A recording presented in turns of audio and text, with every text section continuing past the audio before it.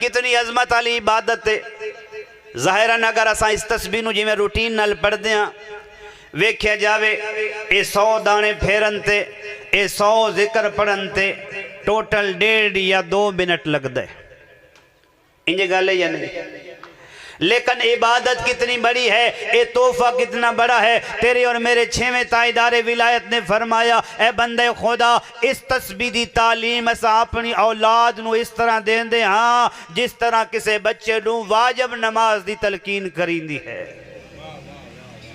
हालांकि एक मुस्तहब अमल है, ताकि बात है, लेकिन फरमाया वाजिब वजह क्या है? मासूम ने फरमाया वजह यह है जड़ा बंदा नमाज दे फौरन बाद, साढ़े कुछ लोग हैं ना जेड़े फौरन अपनी जगह तब्दील कर लेंदे, पहलू तब्दील कर लेंदे, तशहुद वाली हालत चो हट वेंदे, कहीं किबला रुख तो फिर वेंदे, बाद ही नवाफिल शुरू कर देंदे, बाद ही तस्बीह पढ़ दें। हालांकि रवायत और आदाब ये है जड़ा फर्ज मुकामन दे फौरन बाद मासूम पे फरमाते पहलू न बदले, अपना किबला रुख तो रुख न बदले, जरा ए तस्बीह पढ़े अल्लाह उसे मकाम ते उस बंदे दे सारे गुनाहां नू माफ कर छुड़ेंदे।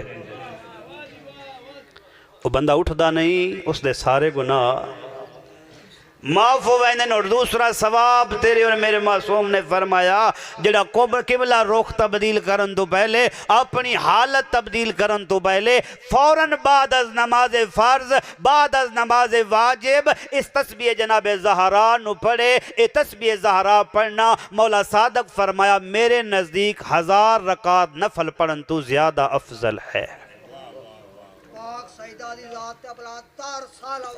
अल्लाहुम्मा सल्ली अला मुहम्मद व आलि मुहम्मद व अज्जिल फरज।